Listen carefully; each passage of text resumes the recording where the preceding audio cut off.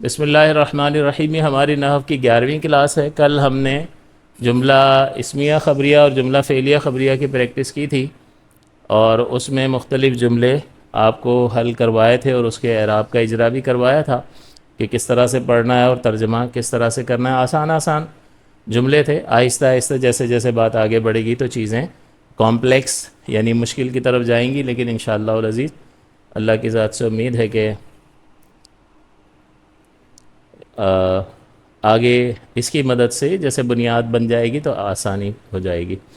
تو مرکب کے بارے میں آپ کو بتایا کہ ایک سے زائد کلمات ہو تو مرکب ہے، پوری بات پتہ چل رہی ہو، پورا جملہ ہو تو مرکب مفید ہے، اگر خبر کا فائدہ دے رہا ہو تو جملہ خبریہ ہے، اور طلب کا فائدہ دے رہا ہو تو سننے والے کو کوئی خبر یا طلب معلوم ہو، خبر معلوم ہو، کہنے والے کے خاموش ہونے پر سننے والے کو کوئی خبر معلوم ہو تو جملہ خبریہ، اور سننے والے کو کوئی طلب معلوم ہو تو جملہ انشائیہ۔ طلب سے مراد یہ ہے کہ کسی کام کا کہا پانی لے آؤ، تو اب اس کو کوئی خبر نہیں دے رہے بلکہ اس سے پانی منگوا رہے ہیں، تو اس کو ایک طلب پتہ چل رہی ہے، تو اس کو جملہ انشائیہ کہتے ہیں۔ 12 اقسام ہیں اس کی۔ جملہ خبریہ کے بارے میں اسمیہ خبریہ اور فعلیہ خبریہ کی تفصیل ہو گئی۔ آج ہم جملہ انشائیہ کی اقسام کے نام جانیں گے۔ تو جملہ فعلیہ خبریہ اور انشائیہ میں فرق یہ ہوتا ہے کہ کہنے والا کہہ کر جب خاموش ہو جائے گا تو سننے والے کو کوئی خبر یا طلب معلوم ہو، یا جس کے کہنے والے کو جھوٹا یا سچا کہا جا سکے تو جملہ خبریہ ہے، اور ایسا نہ کہا جا سکے تو جملہ انشائیہ ہے۔ جیسے ہم کہیں کہ زید کاتب ہے، یا زید ڈاکٹر ہے، طبیب ہے، زید طبیب، تو ایک خبر دے رہے ہیں، یہ جھوٹ بھی ہو سکتی ہے اور سچ بھی ہو سکتی ہے، تو اس خبر کی بنیاد پر اگر وہ خبر سچی ہے تو زید کو سچا کہا جا سکتا ہے، وہ خبر جھوٹی ہے تو زید کو جھوٹا کہا جا سکتا ہے۔ تو جس کے کہنے والے کو جھوٹا یا سچا کہا جا سکے وہ جملہ خبریہ بنتا ہے، اور جس کے کہنے والے کو جھوٹا یا سچا نہ کہا جا سکے اس کو جملہ فعلیہ کہا جاتا ہے۔ کہ جملہ انشائیہ جب ہمارے سامنے بولا جائے تو اس کے کہنے والے کو جھوٹا یا سچا نہ کہہ سکیں تو جملہ انشائیہ ہوتا ہے۔ جیسے کسی نے کہا پانی پلاؤ، تو آپ اس کو یہ نہیں کہہ سکتے جھوٹ بول رہا ہے، یا زید سے مت ملنا روک رہا ہے تو اس کو نہیں کہہ سکتے جھوٹ بول رہے ہو، یا دعا کرنا تو اس میں جھوٹ اور سچ کا احتمال نہیں ہوتا، تو لہٰذا ایسے جملوں کو جملہ انشائیہ کہا جاتا ہے۔ اس کی 12 اقسام ہیں جیسا کہ یہاں لکھا ہے۔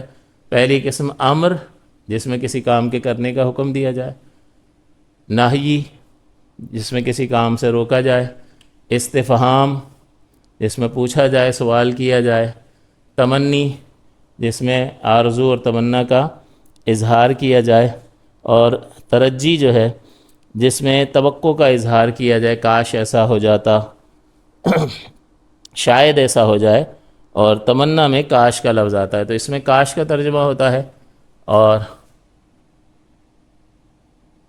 اس میں شاید کا ترجمہ ہوتا ہے۔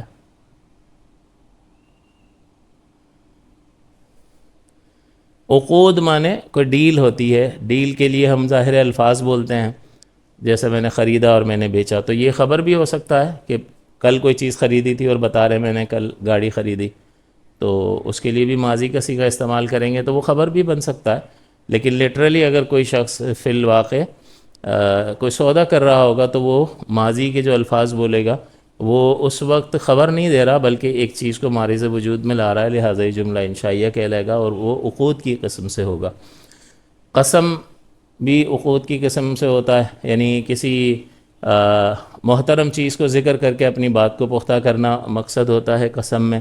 زید آ گیا اگر میں کہوں تو ٹھیک ہے جی، زید کے آنے کی خبر دے رہا ہوں، لیکن اگر میں کہوں اللہ کی قسم زید آ گیا ہے تو اس کا مطلب یہ ہوگا کہ اب بھی زید کے آنے کی خبر دے رہا ہوں، لیکن اللہ تعالیٰ کی قسم جو میں نے کھائی ہے اس کی وجہ سے یہ بات پختہ ہو گئی۔ تو اللہ تعالیٰ کی ذات اقدس محترم چیز کا ذکر کر کے اپنی بات میں پختگی پیدا کرنا یہ قسم کہلاتا ہے۔ اور قسم کے الفاظ جو ہے واللہ اور واو قسمیہ بھی ہوتا ہے، تاللہ، باللہ، اس طرح اور بھی ہیں، تو اس سے قسم والا جملہ بنتا ہے، اور یہ بھی جملہ انشائیہ ہوتا ہے، اور کہنے والے کو جھوٹا یا سچا نہیں کہا جا سکتا۔ اسی طرح ندا کے لیے حرف ندا کے ذریعے سے پکارا جاتا ہے تو وہ بھی پھر جملہ انشائیہ بنتا ہے، یا عبداللہ. تو یا جو ہے حرف ندا کے قائم مقام، یہ حرف ندا جو ہے ادعو فعل کی جگہ پر آتا ہے، لہذا پورے جملے کا فائدہ دیتا ہے. تو یہ ندا جو کسی کو پکارنے کے لیے ہوتا ہے، تو اے عبداللہ آپ کوئی نہیں کہہ سکتا جھوٹ بول رہے ہو، تو اس میں جھوٹ اور سچ کا احتمال نہیں ہے، لہٰذا یہ جملہ انشائیہ کی اقسام میں سے ہے. اسی طرح عرض ہوتا ہے کہ کسی کام کو،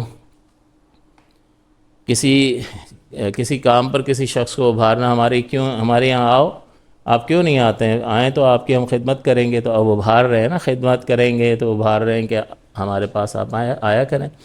تو اس کو عرض کہا جاتا ہے. تعجب کا اظہار، کسی فعل پر تعجب کا اظہار اگر کیا جائے کہ کیا اس نے اچھی بات کہی ہے، تو یہ جملے جو ہیں اس میں بھی سچ اور جھوٹ کا احتمال نہیں ہوتا، لہٰذا یہ جملہ انشائیہ کہلاتے ہیں. دعا جو چھوٹا بڑے سے کرتا ہے، تو دعا جو ہے وہ بھی جملہ انشائیہ ہے. جیسے میں کہوں کہ یا اللہ مجھے کامیاب فرما، تو اب یہ جو میں کہہ رہا ہوں ایک جملہ ہے، لیکن یوں نہیں کہہ سکتے جھوٹ بول رہے ہیں، بلکہ جھوٹ اور سچ کا احتمال نہیں رکھتا، لہٰذا جملہ انشائیہ میں سے ہے. اور مدح و ذم، مدح کا مطلب تعریف کرنا، ذم کا مطلب برائی بیان کرنا، مذمت کرنا. تو ایسا جملہ جس میں کسی کی مذمت یا مدح یعنی تعریف کی گئی ہو، تو ایسا جملہ بھی جملہ انشائیہ کہلاتا ہے. تو لہٰذا یہ 12 قسمیں ہیں. اس وقت فقط اتنی مختصر سی تفصیل اور یہ تعریف ذہن نشین رہے تو یہ کافی ہے کہ اس طرح کے جملوں کا جب ترجمہ دیکھیں گے تو آپ کو یہ فیصلہ کرنے میں آسانی ہو کہ یہ خبر نہیں دے رہے بلکہ یہ جملہ انشائیہ ہے. اس کے بعد ہم جو ہیں ایک نئے سبق کی طرف بڑھ رہے ہیں، بلکہ اس سے پہلے کل جو ہم نے جملہ اسمیہ خبریہ کی پریکٹس کی تھی، اس میں کچھ مثالیں میں آپ کی خدمت میں ذکر کر دوں تاکہ کچھ مزید قرآن عظیم سے مثالیں بیان ہو جائیں اور جو پریکٹس ہم نے کی تھی وہ ذرا پختہ ہو جائے. چنانچہ دیکھیں، ایک جملہ ہے اللہ غفور الرحیم. اللہ غفور اور رحیم. اب دیکھیں یہ اللہ جو ہے اس میں جلالت ہے، اسم سے شروع ہو رہا ہے، لہٰذا یہ جملہ اسمیہ ہے، اور چونکہ یہ معرفہ ہے لہٰذا یہ مبتدا ہے، اور یہ خبر اول ہے اور یہ خبر ثانی ہے. تو ایک مبتدا کی کئی خبریں دے سکتے ہیں، ایک شخص کے بارے میں کئی خبریں بیان کر سکتے ہیں یا نہیں؟ بالکل کر سکتے ہیں. زید طبیب بھی ہے، عالم بھی ہے، اور طاقتور بھی ہے، نوجوان بھی ہے، تو اتنی ساری خبریں اس کے بارے میں دے دی، تو ایک مبتدا کی ایک ساتھ کئی خبریں بیان کی جا سکتی ہیں. لہٰذا یہاں پر بھی اللہ مبتدا ہے، غفور خبر اول ہے، اور رحیم خبر ثانی ہے. اس پہ رفع کیوں آ رہا ہے؟ یہ مبتدا ہے اور مبتدا مرفوع ہوتا ہے، کل آپ کو بتایا تھا اس سے پچھلی کلاس میں. اور غفور خبر ہے اس لیے اس پر ضمہ آ رہا ہے کیونکہ خبر مرفوع ہوتی ہے. رحیم بھی خبر ہے اس لیے اس پر رفع آ رہا ہے کیونکہ خبر مرفوع ہوتی ہے. اللہ غفور رحیم، اللہ تعالی بخشنے والا، معاف کرنے والا، مہربان ہے. تو دیکھیں یہ مبتدا اپنی دونوں خبروں سے مل کر جملہ اسمیہ خبریہ ہوا. اس طرح آپ ایک اور اللہ اکبر،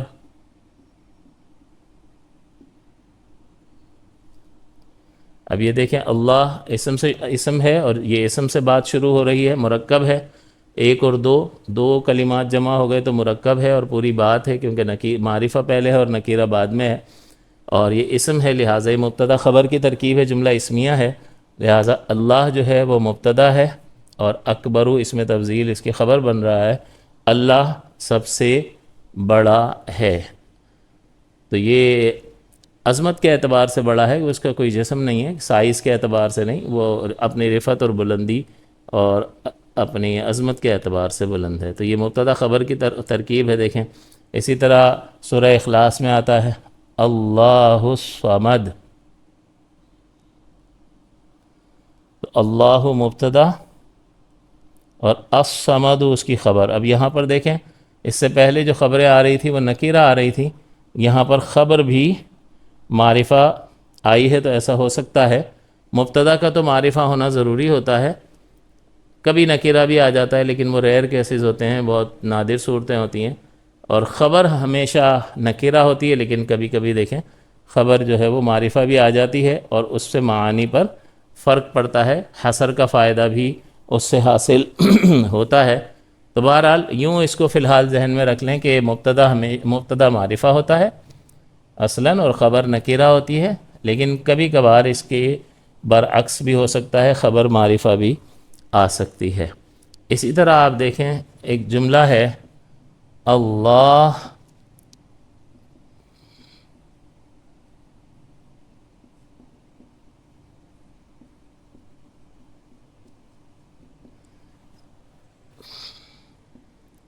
اللہ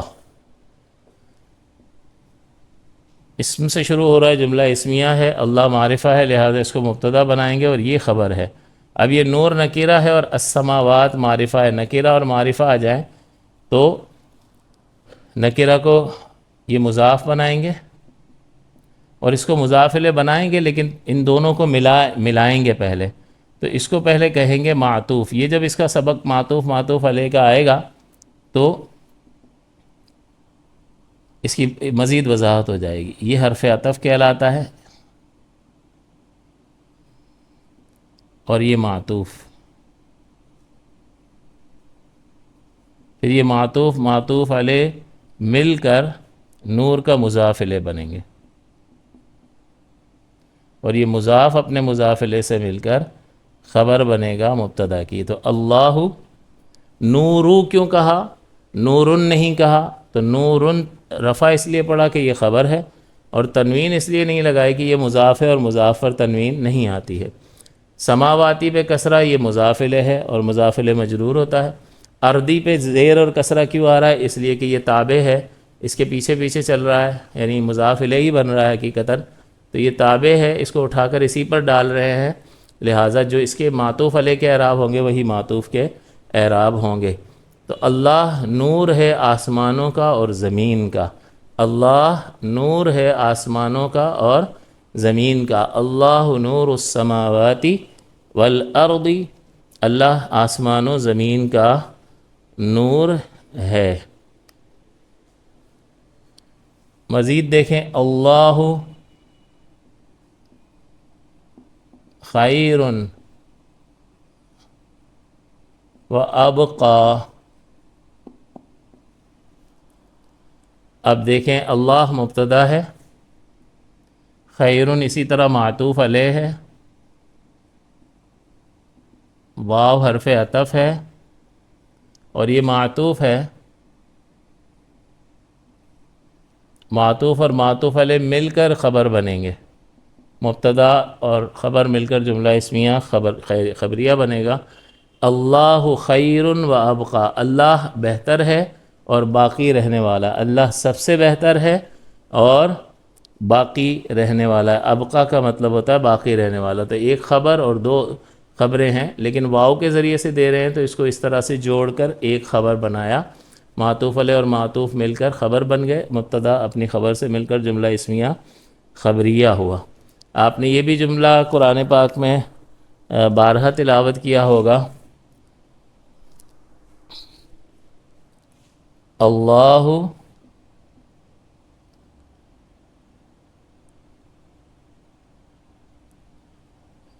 لطیف خبیر۔ اللہ یہ اسم سے شروع ہو رہا ہے، جملہ اسمیہ کے دو اجزاء ہوتے ہیں، مبتدا اور خبر۔ یہ مبتدا ہے کیونکہ معرفہ ہے، اللہ کے بارے میں یہ خبر دے رہے ہیں، پہلی خبر، اور یہ دوسری خبر، خبر اول اور خبر ثانی۔ تو مبتدا اپنی دونوں خبروں سے مل کر جملہ اسمیہ خبریہ ہوا، اللہ لطیف خبیر، اللہ لطیف خبیر ہے، یعنی اس کے بارے میں اللہ تعالیٰ کی ذات اقدس کے بارے میں دو خبریں ہیں۔ ھذا کتاب عزیز، اب یہاں دیکھیں ھذا اسم اشارہ ہے اور یہ معرفہ ہوتا ہے، لہٰذا یہ مبتدا بن جائے گا۔ اسم اشارہ اسم ہے، اسم سے جملہ شروع ہوتا ہے تو جملہ اسمیہ کہلاتا ہے، تو یہ مبتدا ہے۔ اب کتاب اور عزیز یہ دونوں نکرہ ہیں، تو دونوں نکرہ ہیں تو موصوف صفت والی ترکیب ہوگی، کتاب موصوف ہے اور عزیز ہونا، بلند ہونا اس کی صفت ہے، تو یہ مرکب توصیفی ہوا، اور مرکب توصیفی ہو کر خبر بنے گا۔ مبتدا اپنی خبر سے مل کر جملہ اسمیہ خبریہ ہوا، ھذا کتاب عزیز، یہ ایک بلند کتاب ہے۔ یہ قرآن عظیم میں موجود ہے، سورہ فصلت کی آیت نمبر 41 میں۔ الیوم، اب قرآن عظیم میں اللہ تعالیٰ نے فرمایا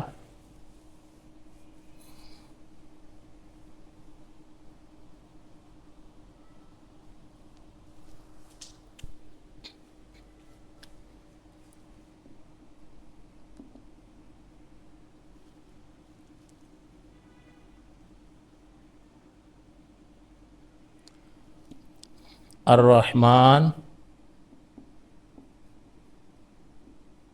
علم القرآن، یہ تھوڑا سا ڈیفرنٹ ہے۔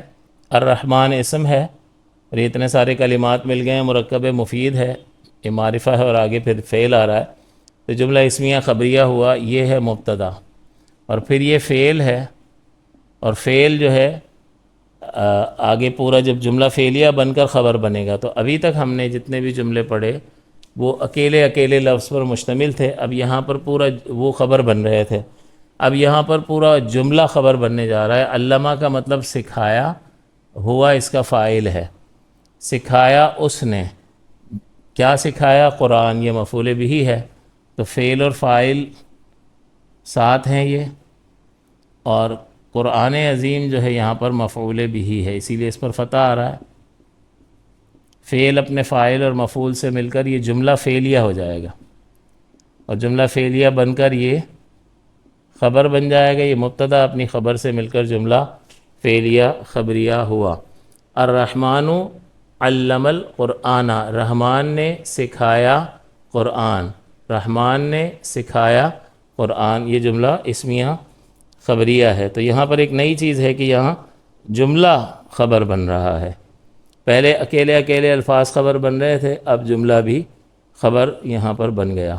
تو یہ چند مثالیں تھیں جو میں نے آپ کی خدمت میں ذکر کر دیں، تاکہ کچھ مثالوں کے ذریعے سے بات جو بیک گراؤنڈ میں چلی گئی ہوتی ہے وہ ہمیں یاد آ جاتی ہے، اور اس کی بہت اشد ضرورت ہے کہ پریکٹس جب تک نہیں کریں گے تب تک پختگی نہیں آ سکتی ہے۔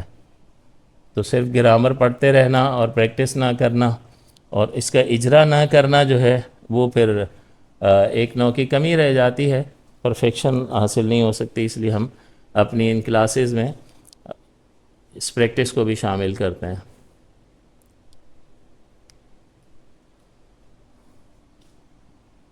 اللہ خلق السماوات والارض، اب یہاں بھی اسی طرح سے ہے کہ یہ اتنے سارے کلمات ہیں، مرکب ہے اور مفید ہے، پورا جملہ ہے، اور جملہ اسمیہ ہے، اسم سے شروع ہو رہا ہے، اس کو مبتدا بنایا اور یہ اب فعل آ گیا، تو اس کا مطلب اب جو خبر ہمیں چاہیے وہ جملہ فعلیہ کی صورت میں ہمیں خبر مل رہی، جس طرح سے اس سے پہلے جملے میں تھی۔ خلق کا فعل ماضی ہے، اس کا فاعل ہوا ضمیر ہے، تو فعل اور فاعل دونوں ساتھ آئے ہوئے ہیں۔ یہ کیسے ہوا ضمیر نکالتے ہیں، کس طرح پتہ چلتا ہے؟ بعض اوقات صیغوں کے ساتھ خود ضمیر فاعل کے طور پر ظاہری طور پر لکھی ہوئی نظر آتی ہے، وہاں ہمیں اس طرح کرنے کی ضرورت نہیں ہوتی ہے، تو ہم آگے جب ضمائر کا سبق انشاءاللہ پڑھیں گے اسی نحو میں تو یہ بات مزید واضح ہو جائے گی۔ خلق کا فعل ماضی ہے، ہوا اسی کے اندر فاعل چھپا ہوا ہے، اور یہ تخلیق کیا، پیدا کیا، بنایا اس نے اس کو اور اس کو، تو یہ دو چیزیں مفعول بھی ہیں، لیکن یہ پہلے معطوف بنیں گی، معطوف علیہ، یہ حرف عطف ہے اور یہ معطوف ہے، معطوف علیہ معطوف سے مل کر مفعول بھی بنے گا، یہ فعل فاعل مفعول بھی مل کر جملہ فعلیہ بن جائے گا، اور پھر یہ مبتدا اپنی خبر سے مل کر جملہ اسمیہ خبریہ بنے گا، یعنی اس کا اب اللہ، اللہ تعالیٰ نے خلقہ پیدا فرمایا، السماواتی آسمانوں کو، والارض اور زمین کو، اللہ تعالیٰ نے آسمان و زمین کو پیدا فرمایا۔ تو اللہ پہ رفع کیوں آیا؟ اس لیے کہ یہ مبتدا ہے اور مبتدا مرفوع ہوتا ہے۔ خلقہ کے پر فتح آخر میں کیوں آیا؟ آخر کے اعراب ہمیشہ ڈسکس ہوتے ہیں، وہ ابھی ہم کر بھی لیں گے کہ کیا وجہ ہے۔ آخر کا اعراب محل نظر ہوتا ہے، یہ ماضی ہے اس لیے اس کی فکس ایک شکل ہے، مبنی ہوتا ہے۔ السماواتی یہ مفعول بھی ہے، لیکن یہ چونکہ جمع مؤنث ہے اس لیے اس پر زبر نہیں آ سکتا، لہذا کسرہ آیا اور اس پر یہ زبر آیا ہے۔ تو بہرحال آہستہ آہستہ ہم آگے بڑھیں گے تو ہمیں اعراب بھی مکمل طور پر سمجھ میں آنا شروع ہو جائیں گے۔ اس کے اعراب ہمیں سمجھ میں آ گئے، اس کے اعراب ہمیں سمجھ میں آ گئے۔ اس کے اعراب میں تھوڑا سا مسئلہ ہے کہ مفعول بھی پر تو زبر آتا ہے، اس پر زیر کیوں آیا یہ آگے آ جائے گا، لیکن دیکھیں یہاں پر تو زبر آیا ہے۔ تو اگر فقط یوں کہا جاتا کہ اللہ خلق الارض تو بات بہت زیادہ واضح اس طرح سے ہو جاتی کہ اللہ نے پیدا فرمایا زمین کو، تو اس پر رفع ہے اور یہ مفعول بھی ہے خلقہ کا، لہذا مفعول بھی پر فتح ہوتا ہے، یہاں پر فتح آیا، لیکن یہاں تھوڑا سا یہ ایک نئی چیز ہمارے سامنے ہے۔ لیکن جب ہمیں اعراب پڑھ لیں گے معرب اور مبنی کا سبق تو بات ہمارے سامنے یہ بھی بالکل کلیئر اور واضح ہو جائے گی۔ اگلا جملہ جو ہے جملہ فعلیہ، سورہ بقرہ میں اللہ تعالیٰ نے فرمایا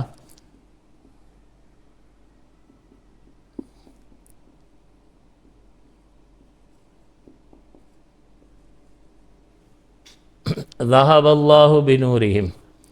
اب یہ جملہ فعلیہ ہے، یہ ذہب فعل ہے، ماضی کا صیغہ ہے، فعل کے وزن پر، فتح کے وزن پر، ذہب صیغہ واحد مذکر غائب ہے، یہ فعل ہے، اور اللہ اس کا فاعل ہے۔ لے گیا اللہ تعالی، بنورہم نور مضاف ہے اور ہم مضاف الیہ ہے، یہ پروناؤن ہے، یہ آگے سبق آ رہا ہے انشاءاللہ۔ یہ مضاف الیہ مل کر یہ مجرور بن جائے گا، اور یہ با حرف جار ہے، یہ حرف جار مجرور سے مل کر پھر یہ ذہبہ سے تعلق اس کا ہو جائے گا، یہ ہم آگے پڑھ لیں گے۔ فی الحال بس اتنا سمجھنے کی ضرورت ہے کہ یہ فعل سے شروع ہوا جملہ فعلیہ ہے، اور فعل کے لیے فاعل کی ضرورت ہوتی ہے۔ آگے چیزیں آپ بڑھاتے جائیں، ملاتے جائیں، اس کا تعلق فعل سے یا آگے دوسری چیزوں سے ہوتا چلا جاتا ہے، اس کو ہم تفصیل کو بعد میں ڈسکس کریں گے۔ یہ فعل ہو گیا اور یہ فاعل ہو گیا۔ ذہب لے گیا، اللہ اللہ تعالیٰ، بنورہم ان کے نور کو، ذہب اللہ بنورہم اللہ تعالیٰ ان کے نور کو لے گیا۔ یہ جملہ فعلیہ خبریہ ہے۔ انشاءاللہ مزید پریکٹس جو ہے جملہ فعلیہ کی ہم پھر اگلے لیسن میں کر لیں گے۔ اس وقت بس یہ تھوڑی سی مشق تھی جو جملہ اسمیہ خبریہ پر زیادہ مشتمل تھی، اور ایک جملہ ہم نے جملہ فعلیہ کا بھی لیا۔ انشاءاللہ قرآن عظیم سے مزید ہم اور مثالیں بھی اس کی حل کریں گے تو بات زیادہ واضح ہو جائے گی۔ یہاں تک یہ 11ویں کلاس مکمل ہوئی، اور اگلی کلاس ہم انشاءاللہ معرب اور مبنی سے متعلق کریں گے۔